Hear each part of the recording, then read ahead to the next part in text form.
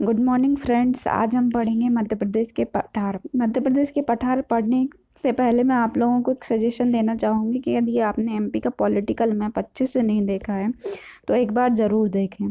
ये ऐसे ही एग्ज़ाम में हमसे पूछ लिए जाते हैं कि जैसे ग्वालियर ज़िला जो है वो किस पठार के अंतर्गत आता है या किस क्षेत्र के अंतर्गत आता है। तो ये सब आपको पता होना चाहिए।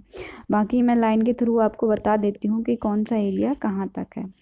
तो सबसे पहले जो है वो मध्य भारत का पठार। मध्य भारत का पठार जो है वो नीमच से होते हुए गुना शिवपुरी को काटते हुए दतिया से होता हुआ जाता है।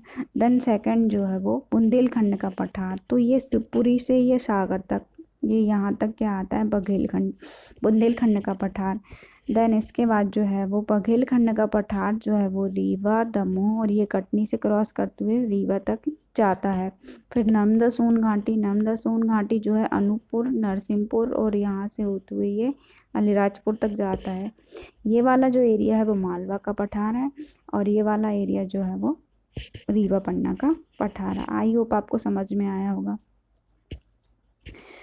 नेक्स्ट अब हम देख लेते हैं कि ये इसको कितने विभागों में विभाजित किया गया है। तो पहला जो है मध्य उच्च प्रदेश, दूसरा सतपुड़ा श्रेणी और तीसरा है पूर्वी पठार।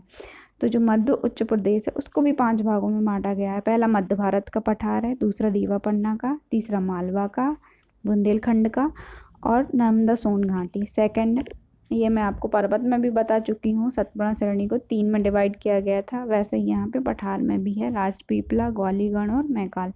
थर्ड जो है पूर्वी पठार है, इसको जो है बघेलखंड के पठार आता है। अब हम ये मैप देख लेते हैं, इसमें क्या है, मध्य भारत का पठार ये यहाँ पे है, इसमें आप एरिया देख सकते हैं, परसेंटेज देख सकते हैं। सेकंड जो है बुंदेलखंड का पठार है, इसमें भी आप एरिया और परसेंटेज देख सकते हैं। यहाँ पे मालवा का पठार है, इसकी सर्वोच्च ऊंची जो चोटी है वो सीगार है। फिर यहाँ पे जो है नर्मदा सोन घाटी, नर्मदा सोन घाटी का एरिया देख सकते हैं, आप इस मैप को देख सकते हैं। अब हम देख लेते हैं कि अगर इसको हम ऐसा डिवाइड करें तो ये कैसा दिखेगा। तो ये है मालवा का पठार, मध्य भारत का पठार, रीवा पन्ना का, बघेलखंड का और सतपुड़ा मैकाल श्रेणी।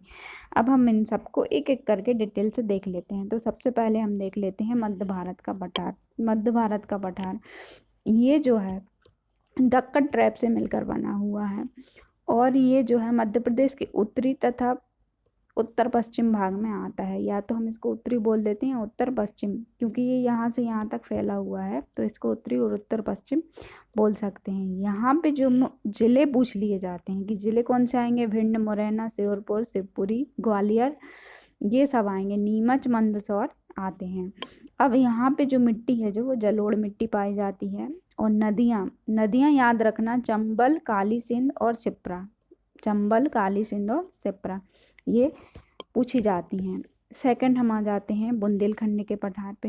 बुंदेलखंड के पठार, बुंदेलखंड का पठार जो आपको दिख रहा है ब्लू लाइन, ऑरेंज लाइन में, तो यहाँ पे जो चट्टानें हैं वो ग्रेनाइट तथा नीस की बनी हुई हैं। और ये मतलब अगर ये पूछ लिया जाए कि एमपी के किस साइड में है तो मध्य प्रदेश के उत्तरी भाग में है ये, ठीक है, मध्य प्रदेश के उत्तरी भाग में है तथा मध्य भारत के पठार के पूर्वी क्षेत्र में है। पूर्वी क्षेत्र में भी बोल सकते हैं क्योंकि ये उत्तरी है और ये यहाँ पे पूर्वी भाग है। इसमें जिले कौन कौन से आते हैं, यहाँ पे दतिया, टीकमगढ़, अशोकनगर आते हैं। और यहाँ पे विशेषता जो नदियाँ हैं वो कौन कौन सी हैं, बेतवा, धसान और कैन। बेतवा, धसान और कैन नदी आती हैं। अब हम देख लेते हैं रीवा पन्ना का पठार। रीवा पन्ना का पठार जो है इसको विंध्य का गारी प्रदेश भी बोला जाता है क्योंकि इसकी संरचना जो है विंध्यांचल शैल से बनी हुई है और इसकी स्थिति जो है वो मध्य प्रदेश के उत्तर पूर्वी भाग में है। देखो फ्रेंड, ये उत्तर दिशा है और ये पूर्वी भाग है, इसलिए हम इसको क्या बोलते हैं, उत्तर पूर्वी भाग में है, ठीक है। यहाँ पर जो जिले हैं वो कौन कौन से आ जाएंगे, दमोह, पन्ना, सतना और रीवा। और यहाँ की जो नदियाँ हैं वो कौन सी हैं, कैन, सोन और टॉस। कैन, सोन और टॉस। और यहाँ पे मिट्टी जो पाई जाती है वो कौन सी मिट्टी पाई जाती है, दोमट मिट्टी पाई जाती है। नेक्स्ट हम देख लेते हैं मालवा का पठार। जैसे कि आपको ये दिख रहा है, ये मालवा का पठार है। मालवा का पठार जो है वो लावा निर्मित है, चट्टान दक्कन ट्रैप से हुआ है इसमें। और इसकी जो स्थिति है यह मध्य प्रदेश के पश्चिमी भाग में आता है। मध्य प्रदेश का ये पश्चिमी भाग है।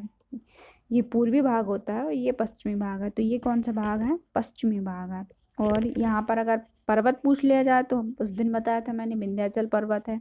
यहाँ पे नदियां जो पता ही होगा आपको, चंबल, काली सिंध, शिप्रा, बेतवा, पार्वती, माही आती हैं। ठीक है। और यहाँ पे अब यहाँ पे जो